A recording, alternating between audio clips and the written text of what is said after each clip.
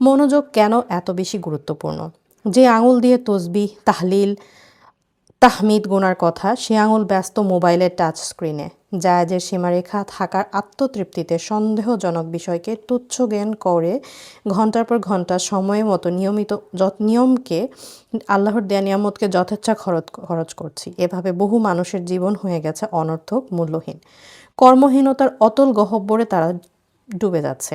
সময়, লক্ষ্য আর প্রকল্পের বড় ধরনের অসংলগ্নতা প্রতীয়মান। তাই আমাদের আলোচনায় মনোযোগ দিই। আজকাল অনেক মানুষ এতই বিক্ষিপ্ত, অস্থিরতায় ভরপুর জীবনযাপন করে যে তাদের কাউকে যদি আপনি জিজ্ঞেস করেন তার বেঁচে থাকার উদ্দেশ্য কী, কোন লক্ষ্য বাস্তবায়নে আত্মত্যাগের প্রয়োজন, কোন লক্ষ্যে কোন কাজের জন্য বেঁচে থাকা জরুরি, অথবা কোন বিষয়ে সে পারদর্শী হতে চায়, কোন বিষয়টা তার দক্ষতার সম্ভবতা আর চিন্তাধারার সাথে মিলে যায়, কোন কাজ করলে সে সমাজ আর রাষ্ট্র আর জাতির জন্য কোনো অবদান রাখতে পারে, এত সব প্রশ্নের কোনো উত্তর আপনি তাদের কাছে পাবেন না। বরং তাদের মাঝে পাবেন অহেতুক আত্মতৃপ্তির আকাশকুসুম অনুভূতি। তাদের মধ্যে কেউ এতটুকু বলতে পারবে না সেদিনে অন্তত আধা ঘন্টা সময় গঠনমূলক কোনো কাজে ব্যয় করে। দিনে 3 ঘন্টা কোনো কাজে কোনো লক্ষ্যকে কেন্দ্র করে সে অগ্রসর হয়। তাদের দিল্লি হনুজ দুরাস্তু, দিল্লি বহু দূর, অনর্থক কাজ তারা সকল সম্ভাবনাকে ছিনিয়ে নিচ্ছে। অসৎ সঙ্গ, গুরুত্বহীন চিন্তা, সামাজিক যোগাযোগ মাধ্যম ইত্যাদি তাকে আষ্টে পৃষ্ঠে বেঁধে রেখেছে। কথায়ের চমকে চমকিত করতে করতে খটাখট টাইপ করে যারা একালের কিবোর্ড যোদ্ধারা, কখনো সরাসরি আড্ডা দিয়ে, কখনো হই হুল্লোড় করে দিনের পর দিন সময় নষ্ট করে বেড়াচ্ছে দিনই সোহবতের অজুহাতে। দিন শেষে সে যখন বিছানায় গা এলিয়ে দেয় তখন হয়তো কেউ কেউ বোঝে কি ভীষণ ক্ষতির মাঝে তার জীবন কেটে যাচ্ছে। সে আফসোস করছে হারানো সময়ের জন্য, বুক ভরা অনুতাপ নিয়ে ঘুমিয়ে পড়ছে। তারপর সকালে এসে সে আবার আগের অবস্থায় ফিরে যায়। মনোযোগ নিয়ে কথা বলছি, যাতে করে এই কম্পাসের মাধ্যমে উদ্ভ্রান্ত জনতাকে ঠিক পথটি দেখানো যায়। তাদের উত্তর দক্ষিণ চেনানো যায়, একাগ্রতার আলো যেন তাদের জীবনের জমজমাট বাধা ঘোর অমানিসাকে ছিন্ন ভিন্ন করে দেয়। একনিষ্ঠতাই তাদের ফিরিয়ে আনবে সম্ভাবনা আর উচ্ছ্বাসের আঙিনায়। তেমনিভাবে যারা কোনো লক্ষ্য উদ্দেশ্যকে কেন্দ্র করে জীবনের গল্প রচনা করে চলে তাদের জন্য এক বার্তা। এর মাধ্যমে তাদের চিন্তা কিংবা প্রকল্পের অভাবনীয় প্রভাব পড়ে। তাদের প্রত্যেকের দরকার মনোযোগের মহা ঔষধ, যাতে তারা নিজেদের মাঝে বৈপ্লবিক পরিবর্তন আনতে পারে। অনেকের ধারণা চিন্তা আর উদ্দেশ্যের স্বচ্ছতা থাকলেই একনিষ্ঠতা অর্জিত হয়। মূলত এটা অসম্ভব। এমন অনেক মানুষ আছেন যাদের চিন্তা স্পষ্ট, পরিকল্পনা নির্ধারিত, কাজের ক্ষেত্র জানা, কিন্তু এখন পর্যন্ত তারা বিশেষ কিছু করতে পারেনি। কারণ পথ চেনা কিংবা দিক জানা থাকাটাই সব নয়। মনোযোগ ধরে রাখতে না পারলে কিছুই অর্জন করা সম্ভব না, যত চেষ্টাই করা হোক না কেন। মূলত একাগ্রতা সম্পর্কে বলার উদ্দেশ্য হলো লোকজনকে অনর্থক কাজ থেকে বিরত থাকার প্রতি উদাত্ত আহ্বান জানানো। যে উপকারী চিন্তা আর লক্ষ্যের জন্য মানুষ বাঁচে, যে বার্তাকে উপজীব্য করে জীবনের খেয়াঘাটে আগমন ঘটে পণ্য বোঝাই জাহাজের, তার খোঁজের জন্য মানচিত্র এঁকে দেয়াই আমাদের উদ্দেশ্য। প্রজন্মকে কাজের আধিক্য, দায়িত্বের ভিড় আর ছকে বাঁধা জীবন থেকে বেরিয়ে এসে এমন কিছু করাই এক আহ্বান যা ইতিহাসের পাতায় চিরস্মরণীয় হয়ে থাকতে পারে। একই সাথে আহ্বান অভিনব কিছু করার। কারণ অভিনবত্ব হলো মনোযোগেরই একটি শাখা। যে ব্যক্তি কোনো বিষয়ে পারদর্শিতা অর্জন করে তাকে চেষ্টা এত বেশি আর ঐকান্তিক হয়, সে সবসময় ওই পরিকল্পনা আর চিন্তার মাঝেই ডুবে থাকে। তবে সময় কেটে যায় জীবন স্বপ্নের আঙিনায়। যখনই সে নিজের কাজ নিয়ে চিন্তা করে তখন এক প্রকার আনন্দ অনুভূতি তাকে ছেয়ে যায় তার সমগ্র সত্তায়। সুতরাং এ আহ্বান এমন এক সমগ্র সংগ্রামের আহ্বান যে ক্ষেত্রটা বিনা যুদ্ধে, বিনা পরীক্ষায় অর্জনযোগ্য নয়। চিন্তার খোরাক। দিগন্ত বিস্তৃত মরুভূমির দিকে হারিয়েছেন, মরীচিকার ভ্রমে ছুটে মরেছেন এক ঢোক পানির আশায়। জলাশয় ভেবে যেদিকে ছুটে যাচ্ছেন আপনি, সেখানে কেবলই শুকনো উত্তপ্ত বালু আর তেজদীপ্ত সূর্য। এটাই আমাদের বেশিরভাগের জীবনচিত্র। জীবনের লক্ষ্য হারিয়ে কোনো দিকে যে এগিয়ে চলেছি নিজেরাও জানি না।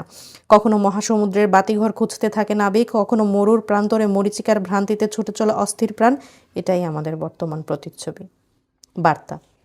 ইমাম ইবনু হাজার সহিহ বুখারীর ব্যাখ্যা গ্রন্থ ফাতাহুল বারী রচনা করে 25 বছর ধরে তারপর ইয়েমেনের আলিম শাওকিন তার ব্যাপারে বিখ্যাত বাণী দিলেন, ফাতহুল বারীর পর কোনো হিজরত নেই। মনোযোগের নিগূঢ় তত্ত্ব। আপনি প্রশ্ন করতে পারেন মনোযোগ বলতে আসলে কী বোঝায়।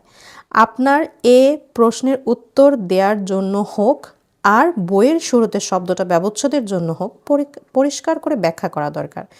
মনোযোগের অর্থ হলো কোনো নির্দিষ্ট লক্ষ্য বা পরিকল্পনা কেন্দ্র করে আপনার হৃদয়াবেগ, অনুভূতির মতিগতি আর সময় ব্যয় করতে থাকা ততক্ষণ যা আপনি গন্তব্যে পৌঁছাচ্ছেন। একাগ্রতার মানে হলো একটি বিষয়ে সারাদিন আপনার ভাবনা জুড়ে থাকবে। সকাল থেকে সেটার পেছনে ছুটতে শুরু করবেন, সমস্ত দিন তাকেই তাড়া করে বেড়াবেন। সন্ধ্যাবেলাতেও আপনার মন ও মননে সেই বিষয়টা থাকবে।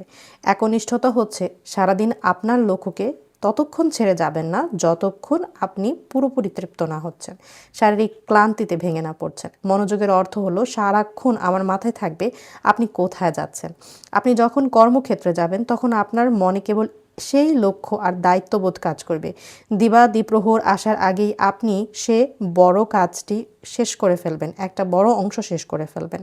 এ বিষয়ে এক জার্মান প্রাচ্যবিদ ও মাহমুদ আত তানহির মধ্যকার একটি গল্প বলা যাক। একদিন তারা প্রাচীন নথিপত্র নিয়ে গবেষণায় ব্যস্ত।